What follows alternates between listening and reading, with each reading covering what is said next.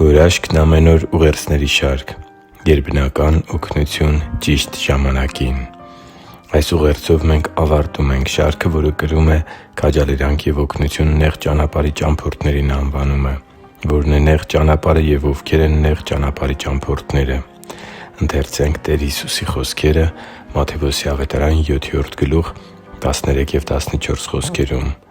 «Նեղ դռնով ներս մտեք, որովհետև լայն է այն դուռը և ընդարձակ այն ճանապարհը, որ դեպի կործանում է տանում, և դրանով մտնողները շատ են։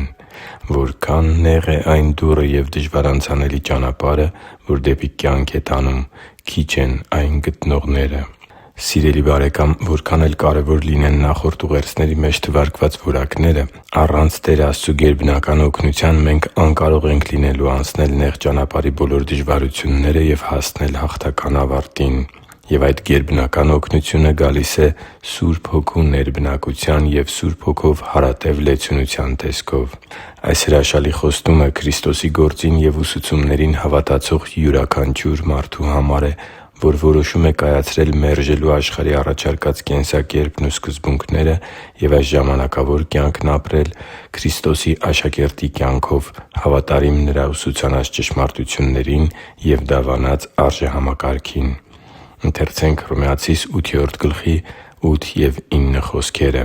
«Եվ նրանք, որ մարմնին են հետևում, Աստծուն չեն կարող հաճելի լինել։ Բայց դուք մարմնին չեք հետևում, այլ Հոգուն, եթե Աստծու Հոգին ձեր մեջ է բնակվում։ Իսկ եթե մեկը Քրիստոսի Հոգին չունի, նա նրան չի պատկանում»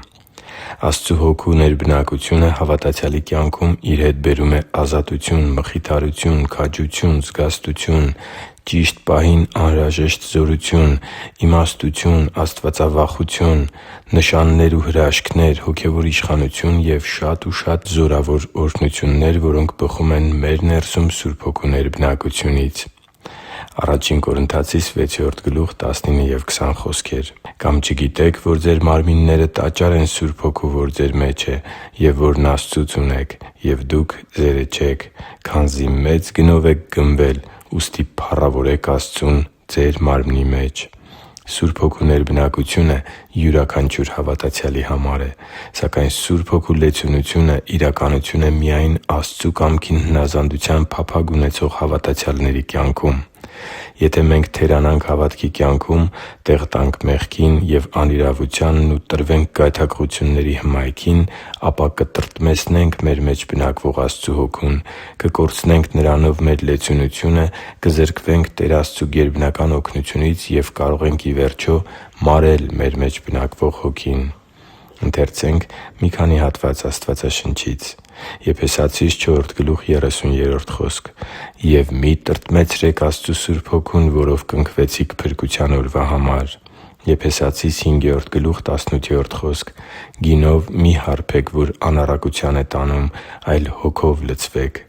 Նաև Ա Թեսաղոնիկեցիս 5:19 «Հոգին մի՛ մարեք»։ Աստծու համար թանկ ու սիրելի՛ զավակ, Տեր Աստծու գերբնական օգնությունը Նրա կամքին հնազանդության փափագ ունեցողների համար երբե՛ք չի ուշանում։ Երբ քո կյանքում անհերքելի իրողություն է Սուրբ Հոգու ներբնակությունը և Նրա կամքին հարատև հնազանդության արդյունքում դու ունես Սուրբ Հոգու լեցունությունը, ապա Տեր Աստծու Արքայությունը հե՛նց քո ներսում է։ Ղուկաս 17:20-21 հատվածում կարդում ենք. «Երբ փարիսեցիների կողմից հարց տրվեց, թե Աստծու Արքայությունը ե՛րբ է գալու, նրանց պատասխանեց ու ասաց. «Աստծու Արքայությունը տեսանելի նշանով չի գալու, ոչ էլ կասեն՝ ահա այստեղ է կամ ահա այնտեղ է, որովհետև Աստծու Արքայությունը հե՛նց ձեր ներսում է»։ Աստվածաշունչը ուսուցանում է, որ Սուրբ Հոգու շնորհիվ է, որ Աստծու Արքայությունը տեղ է գտնում հավատացյալի ներսում։ Աստված խոնարհներին է շնորհ տալիս։ Մեղքը սիրող, սեփական պատկերացումներով առաջնորդվող և Աստծու Խոսքն ու Աստվածաշնչում շարադրված Նրա կամքն արհամարհող մարդիկ զրկված են Աստծու շնորհից՝ Նրա ներման ու գերբնական օգնության անգին գանձից։ Իսկ Հոգու ներբնակությունն ու լեցունությունն ունեցողները կարող են համարձակ ընթանալ նեղ ճանապարհի օրհնյալ ընթացքով և սեփական ջանքի ու Աստծու գերբնական օգնության համադրությամբ հաղթահարել բոլոր դժվարությունները և հասնել անըմբռնելի երանությամբ պսակված հաղթական ավարտին։ Եվ վերջում ընթերցենք Եբրայեցիս 4:16 խոսքը. «Ուրեմն Նրա շնորհի աթոռին համարձակությամբ մոտենանք, որպեսզի ողորմություն ստանանք ու շնորհ գտնենք մեզ օգնության պատեհ ժամին» Հիշի՛ր, որ դու Աստծո հրաշքն ես, և Աստված սիրում է քեզ։ Շնորհակալ եմ, որ դու կա՛ս։ Սիրով և աղոթքով, Արման Մանուկյան։